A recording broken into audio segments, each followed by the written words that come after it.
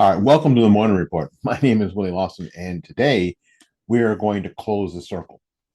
You've seen how the loop operates. Politics feeds media, media shapes culture, and culture reinforces the power structure. But in this part, we'll pull back the last curtain because what makes the loop possible isn't just influence, it's obedience. This episode is called The Compliance Machine. And you, my friend, are supposed to be one of the gears. All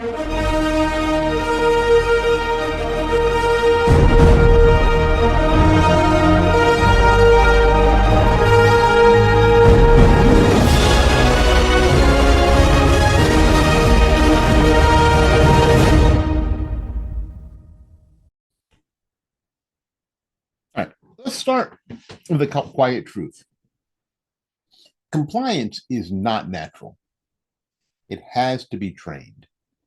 The system trains us early. Government schools don't just teach math or civics, they teach submission. Sit down, raise your hand, don't question authority, memorize, regurgitate, forget, repeat. That's not education, that's behavioral programming. Every generation since World War II has been more compliant than the last. The model student in the 1950s became the model employee of the 1980s. Loyal, quiet, and terrified of rocking the boat. Terrified of rocking the boat. The model citizen of 2000s became the model consumer, eager to obey whatever ad campaign wrapped obedience in self-expression. The loop feeds on this conditioning. You're not supposed to think critically. You're supposed to think comfortably. That's why the education system is obsessed with emotional safety, but allergic to intellectual danger. So if the school trains the reflex, it's the media that maintains it. The news isn't there to inform us. It's there to train your emotion, to make you angry when they say so, afraid when they need you to be, proud when obedience looks like patriotism, guilty when resistance looks selfish. So you notice how every crisis comes with the same script? Experts say, we're all in this together, and those that refuse are dangerous. It's emotional blackmail packaged as a moral duty. Okay. And the loop loves moral duty. It gives politicians a script, gives corporations a brand, and media a justification for censorship. If you don't doubt that, just remember how quickly stay home, save lives became comply or else. Fear was fuel. Guilt was a spark. And media was the ignition. All right, listen, fight for truth starts with who you support. 7 Weeks Coffee gives back to pro-life causes with every bag. So while they're caffeinating your morning, you also caffeinate your conscience. 7weekscoffee.com/fightbackmedia. There you go. 7weekscoffee.com/fightbackmedia. Fuel your faith. Now, bureaucracy is the loop's muscle. It enforces obedience through paperwork. Not police, but through paperwork. Every new rule, every new form, and agency is a strand of the compliance web. It's how they convince you to voluntarily surrender freedom, one checkbox at a time. So you don't need a tyrant when you have 1,000 mid-level regulators with clipboards. The brilliance of the loop isn't that it conquers people, it convinces them that they are being responsible. And here's the deal: once the bureaucracy becomes self aware, stop serving the public, start serving itself. That's why agencies write rules that Congress never voted on. That's why compliance departments outnumber innovators. And that's why we're drowning in guidance that feels like law. Okay. The new enforcer isn't the man with a badge. It's not. It's an algorithm with a flagging system.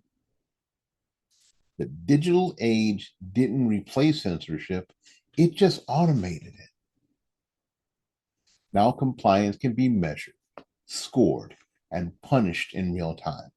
Just yesterday, I had the temerity to answer some or comment on X with links to my programs here.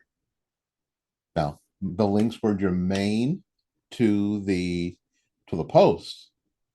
I didn't just decide that I was going to just randomly on whatever post just randomly put one of my shows in the comments. No, the posts were germane. My comments, the link to my post was germane to the original post.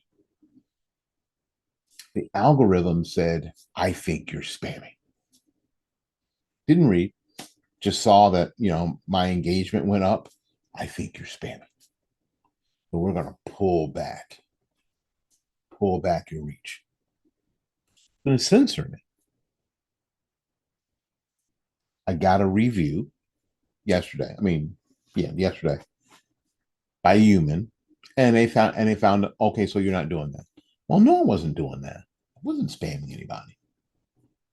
But it is not a human, it's an algorithm that is flagging posts, that's flagging activity. It's an algorithm. We talked about that in Arctic Frost. You want to check that series out too. We talked about that. It's the algorithm that's flagging, how you spend your money and what you spend your money on and who spent. Yes. So that's the loop's final form. A self-censoring population that confuses fear with wisdom. And every time someone says, I just don't want to get banned, I just don't want to get canceled, the loop smiles. Okay, you don't need to fund the system that's trying to cancel you. You don't. Okay, you can shop where your values live. Mammoth Marketplace, 100% American made, 100% freedom driven. Mammothmarketplace.com. Shop like a patriot. Now, the greatest obstacle to the loop has been faith. A person who believes in something higher than government cannot be fully controlled. This is why when communist and socialist regimes take hold of a place, their first target are people of faith. And that's why faith is mocked. And that's why faith is marginalized. And that's why faith has been replaced with state-approved values. They call you backwards for believing in truth. That doesn't change. But they'll worship a government that changes truth every week. Faith gives you something the loop can't manufacture. Conviction. And conviction terrifies tyrants. Write this down. Conviction terrifies tyrants. The faithful man doesn't ask permission to be free. You know why? Because he already knows that he was born that way. Okay. My friends, you have reached the end of the loop. But the truth is, the loop never ends unless you break it. Every time, every time you question the narrative, if you teach your kids to think critically, give them time, opportunities to practice. When they ask you a question, go, think about what you said. Think about what you've asked me. What do you think?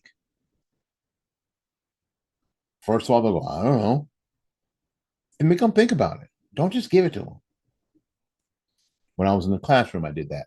And now in my teaching studio, I do that all the time. And kids ask when students ask questions, I always go, well, what do you think? You think it out. Your thinker works.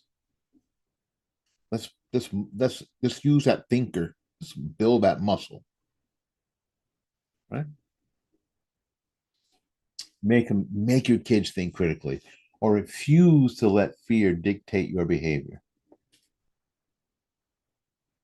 Because when you do that, you take a hammer to the gears of the loop. The compliance machine only works if you believe your silence keeps you safe. My friend, it doesn't. It just makes the machine run quieter.